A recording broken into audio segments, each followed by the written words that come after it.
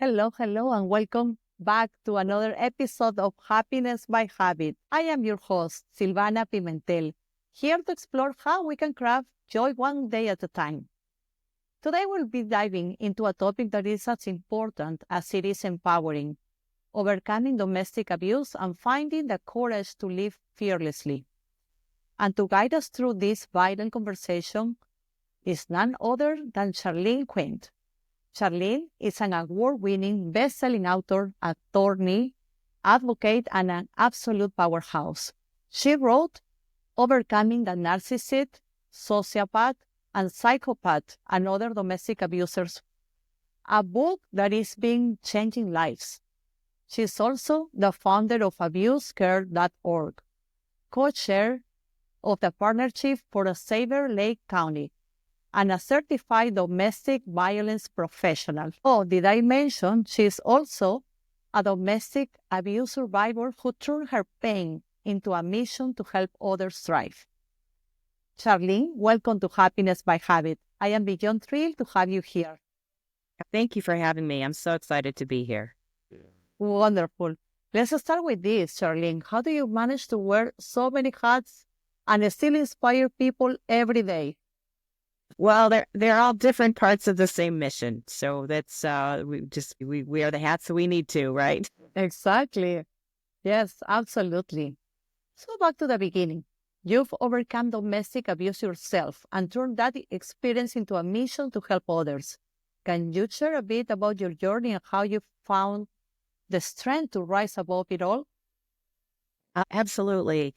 And I think that's a common journey for many people who have overcome adversity, particularly domestic abuse. After you come to the other side, you realize that there's so many others in the same situation that you once were. And you feel compelled to help others. So I was in a long-term marriage, 20 years, and had 2 children. And I knew that it was difficult, but I just couldn't put my finger on it. And then it, like all domestic abuse does, it escalated to a point where it was just intolerable and it was happening every day. And so I didn't have much choice. I actually had sent my then husband, a very long letter and said, these are the abuse that is happening and has happened over the last 20 years. You need to go get counseling. And I had encouraged him to get counseling and prayed about it and had hoped that, he would change, but that never happened. And so it came to a time that I put an overnight bag and I put it in my car and I left and went into hiding for 2.5 years. And because I didn't want him to find me, and I didn't want my friends to know where I was, because I didn't want him to go to my friends and put them in jeopardy either. So for 2.5 years, I just tried to get out and get a divorce. And after I came through the other side, I was non-functional. And My God, yeah. I really was wondering, Lord, what do I do with this next journey of my life? And he put it on my heart, the Lord did, to bring me back into this ministry and to help other women. And that's when I started my own law firm to help women get out of domestic abuse. So as a family attorney, that's what I do, woman by woman, one by one. And then he also put it on my heart to write this book and to start this support groups and Bible studies and other things that I've started to help women come alongside them and help them out as well.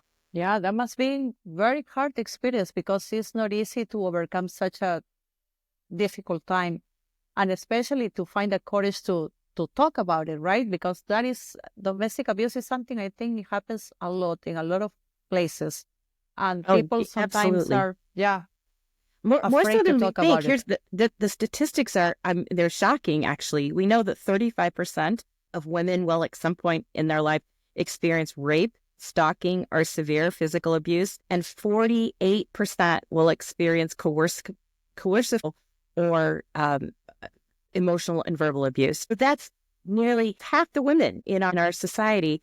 And it doesn't matter if you're a woman of faith or you have a place of worship that you go to. It's across all segments of society. So there's a lot of it happening, and not a lot of people are talking about it. So it was difficult at first when I came out and started being an advocate for women, but it has gotten easier. And I realized that every time I've ever talked about it in public, it resonates with people in the audience, and they come up and they want to share their story or their mom's story or their sister's story or their daughter's story, whether they're a man or a woman. I mean, I've had men crying in the audience, sharing the story that they saw their mom go through with, domestic abuse, or their sister or their daughter. So it resonates with a lot of people.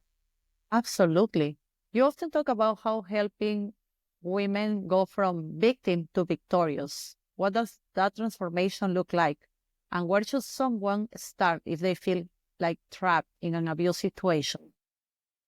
Right. So I think when we start out, because I've helped so many women, I've seen the pattern, which is the same pattern that I went through. When you first try to get out or recognize that you're in abuse, you do feel like a victim. You feel helpless. But then the process that I have used is educating women, first of all. How do you recognize that you're in abuse? Because a lot of people don't even recognize they're in abuse. They know something's terribly wrong, and but they can't put their finger on it. And so I educate them about, what does abuse look like? What are the tactics that abusers use? What are the characteristics that abusers have?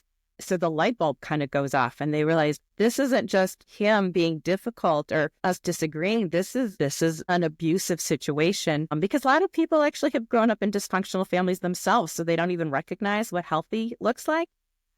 So we first start with recognizing what abuse looks like. And then we talk about removing yourself from that abuse, because you're not going to change the other person. They've chosen to be an abuser. Many women have stayed in these toxic relationships for years, if not decades.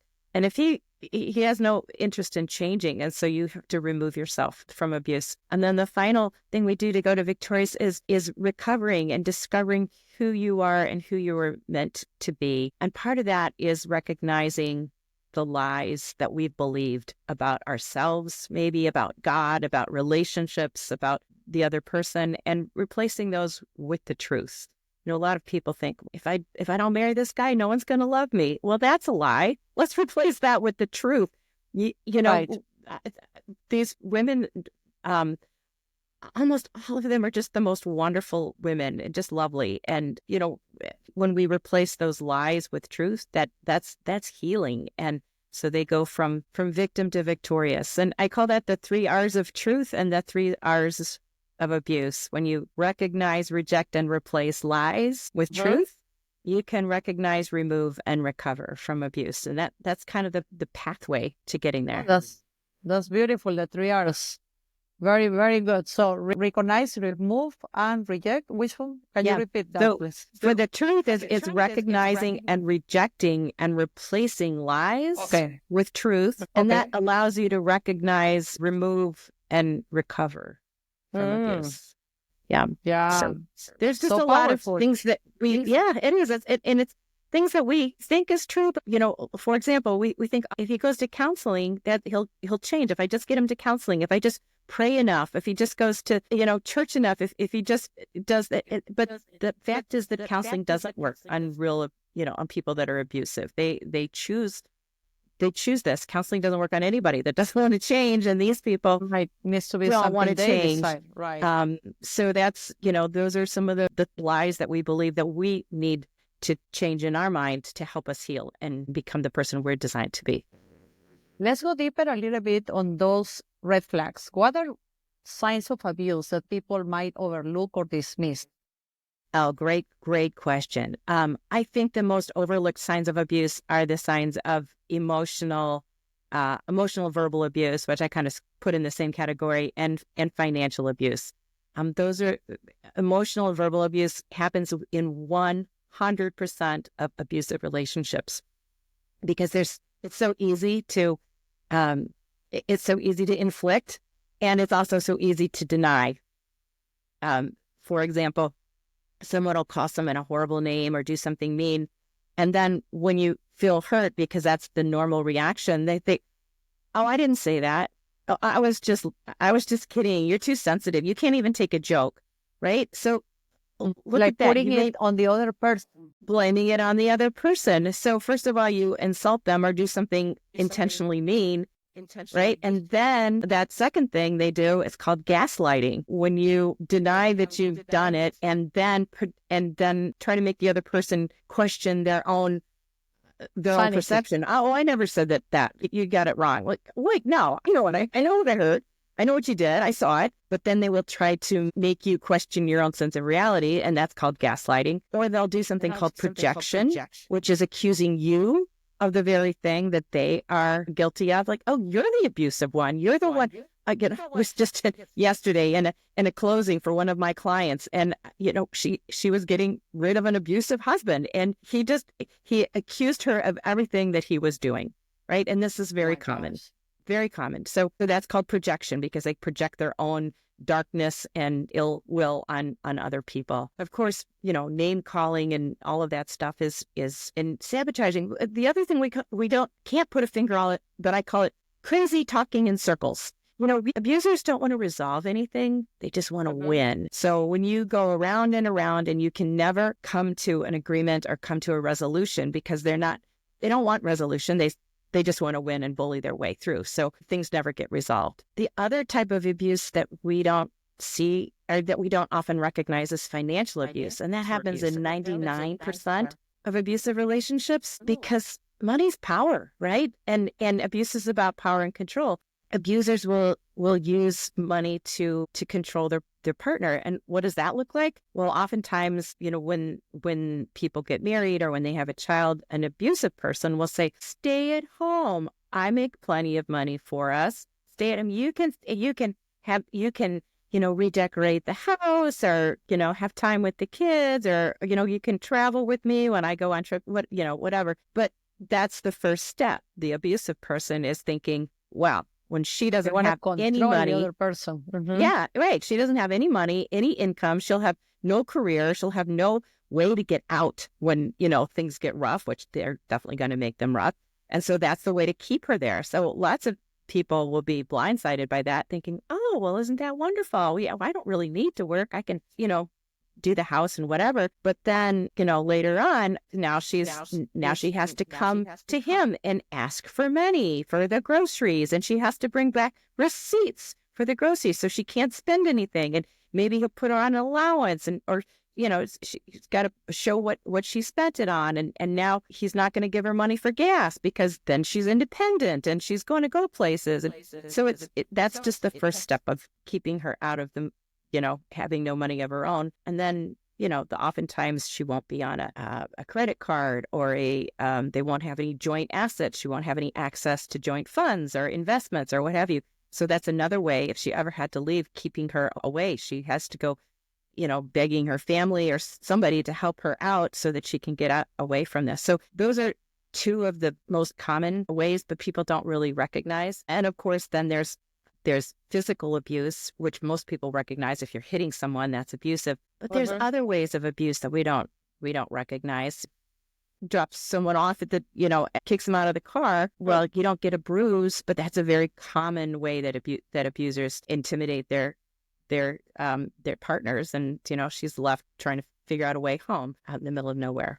So, wow.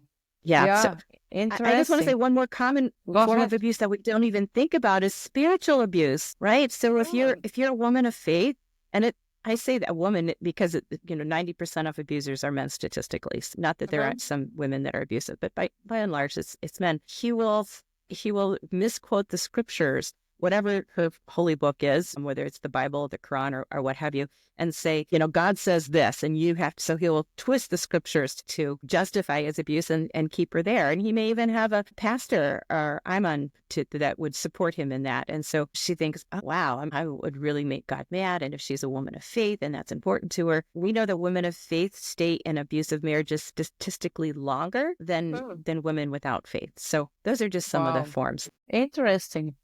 And then living an abusive situation can be terrifying. What advice do you have for someone who wants to leave but feels paralyzed by fear, whether that's fear of unknown, financial, or even retaliation? Yeah, no, that's a great question. It is terrifying because it is the big unknown. Well, as I said, I'm a woman of faith. So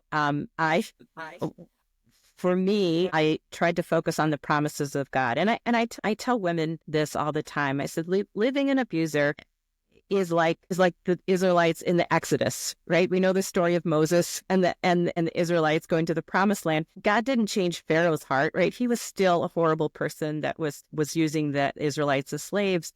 But what he did do is give them the strength and the courage to leave and promise them a land of rest and peace. And so when we remember those promises, it does give us courage, and he will send us a Moses to help us through the desert and get to the other side. There's usually more help than you think there is. There's people, there's organizations, there's almost every county in the U.S. has a domestic abuse organization that can help her through that.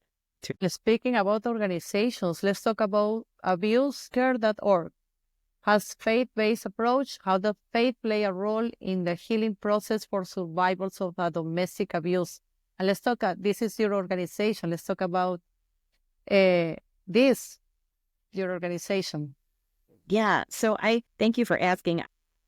I founded Abuse Care because there's so many women of faith that are having a hard time finding hope and healing as they try to figure out what to do, what they're in this situation. What, practically speaking, I offer one-on-one coaching and Bible studies and support groups, which are national now because we have the option of Zoom. And so it's nice to have people joining us from all over the place.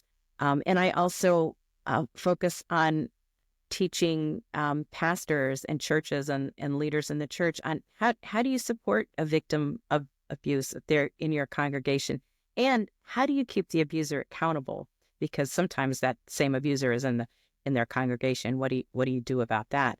But I think faith plays a huge role in healing because, God is the great healer. And when we recognize the truths that we are made in his image, that we are worthy of respect and worthy of love, and that he doesn't want us to live in these abusive marriages and situations, and that he wants the best for us, he wants an abundant life. When we get those truths down into our soul, and it changes how we think, and we know that we are victors because we have the God of the universe on our side, and us and him is a majority. It changes our whole outlook, and it changes how we heal, and it can put our healing on the fast track when we truly accept those truths into our lives. Right. Speaking of that, you have turned what could have been a lifelong struggle into a mission of hope and healing. So something really sad or difficult or horrible that happened to you, you channel your pain into a beautiful thing, into a purpose, and you're helping a lot of people like that. What keeps you motivated to continue this work? Again, I turn back to my faith. I know that God called me to do this work because I would never have chosen it myself. I would not. This is just a really difficult thing to do every day, but I know that he's called me to do this work, and he's called me to help women get out of these situations and to help give hope and healing. So, he's my motivation. I also have in my office, I have the Army Warrior. So you have to switch mindsets from being, poor me, I'm a victim of this, to no, I'm a victor, I'm a warrior, I'm doing this, and I'm going to fight for other women. And so the Army Warrior ethos that I have in there is, one, I will always place the mission first. I will never accept defeat. I will never quit. And I will never leave a fallen comrade. And so those are the four. That's the ethos that I go by when I'm representing a woman in court, trying to get her out of an abusive situation. And believe me, they're often crazy with the other side and the other side's attorney doing as much as they can to damage and destroy. But I just keep fighting, and I never leave a fallen comrade. That's my sister. That I'm getting out. I love that. And you have helped through your organization, through your practice, and through your book, a lot of people. Let's talk about your book. What inspired you to write it, and what message do you hope readers take away from it? Thank you for asking. Yes, my book is a 600-page comprehensive handbook for a woman escaping abuse. I think the inspiration, again, I felt called to write it because, again, I'm a woman of faith, and I try to listen to the call when God is nudging me in a certain direction.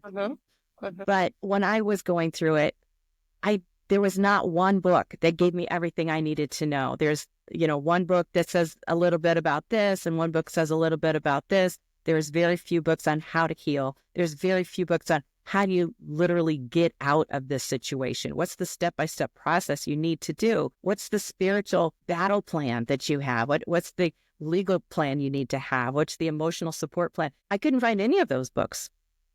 And those are all the things that you need. So the idea was to give a woman in one place everything she needs to know on how to recognize abuse and abusers, and recognize if she's in abuse, this is what it looks like, to get some practical plans on how to help her out of abuse, and help her children as well, because abusers will always use children and turn them against their mom and the rest of the world. I mean, there's some things that you can absolutely go to the bank on what they do when you leave. And parental alienation is one. They'll try to turn the kids against the mom and lie about her.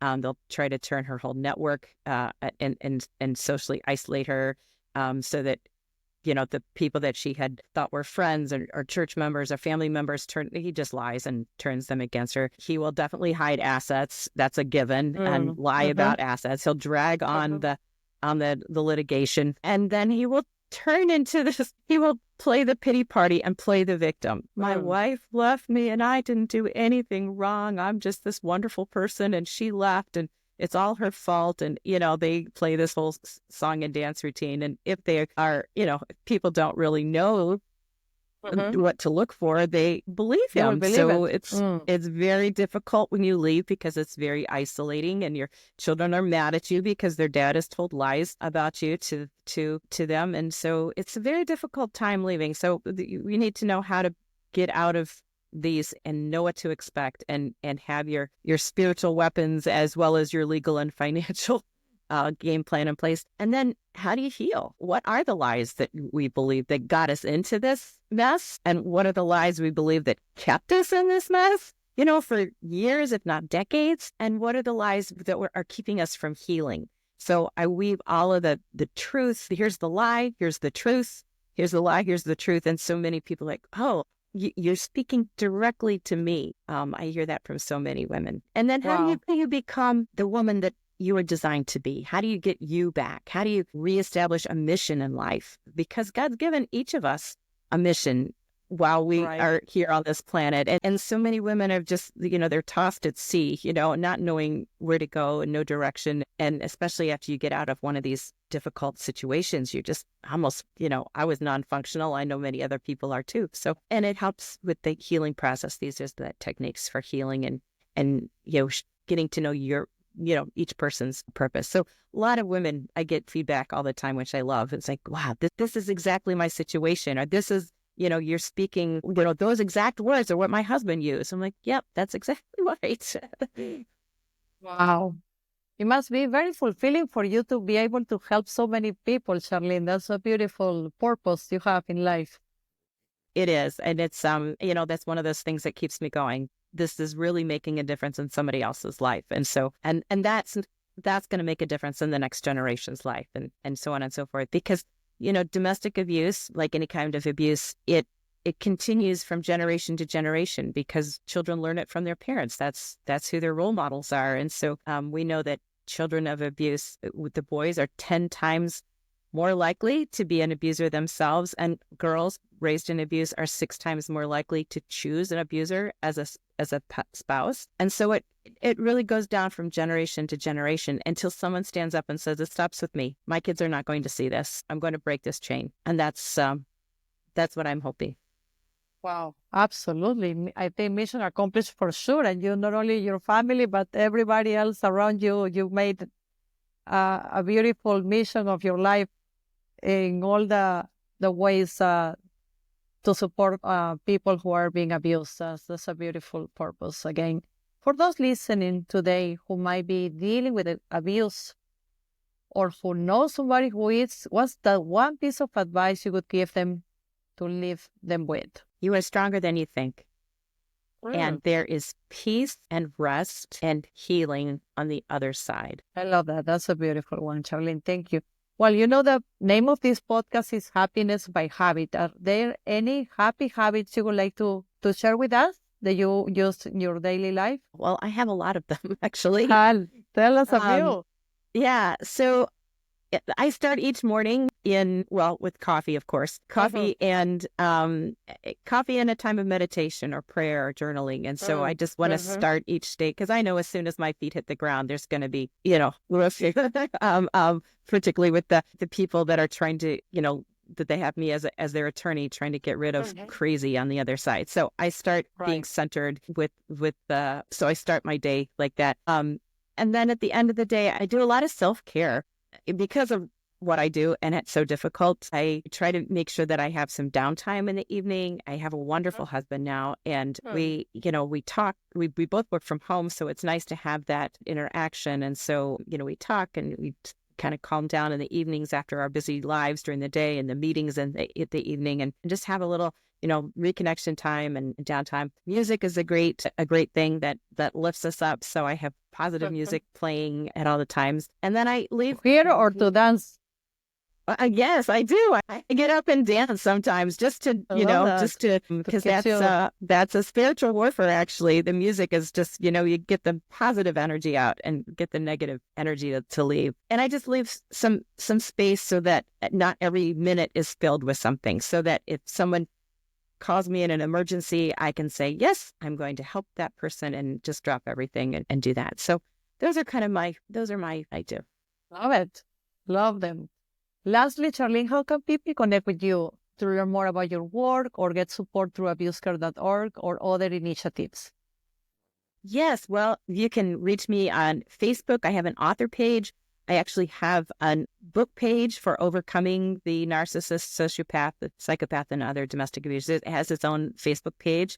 You can connect with me at Abuse Care. The book is available on Amazon, and I have a workbook coming up for support groups. So if you're interested in your own workbook as you work through this, or want to do it with a faith-based organization or your church or whatever you want to do, there's, I've been doing that. I've been running support groups for 10 years now. And so I came up with my own curriculum because there was no other curriculum out there. When I started, there was nothing. And we need a curriculum for support groups. So that's coming out this year. So, but you can if you go onto abusecare.org, you'll have all my contact information, and you can drop me an email or give me a call on the phone. I get calls and emails from people all over the country, and in fact, all over the world sometimes. So happy to connect.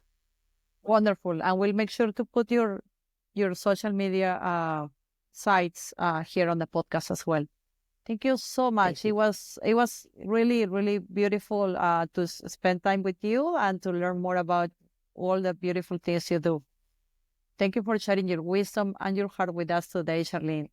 And thank you for having me. Yes, Charlene. If you listening, remember you are as stronger as you think, and there is help and hope waiting for you. If Charlene's story has touched your heart, or if you know somebody or you need support, please check out abusecare.org and Charlene's book. Thank you for joining us on Happiness by Habit. Don't forget to hit the subscribe button and share this episode with someone who might need it. Together, we can create a world filled with hope, healing, and happiness. Take care. Thank you. Bye-bye. Thank you.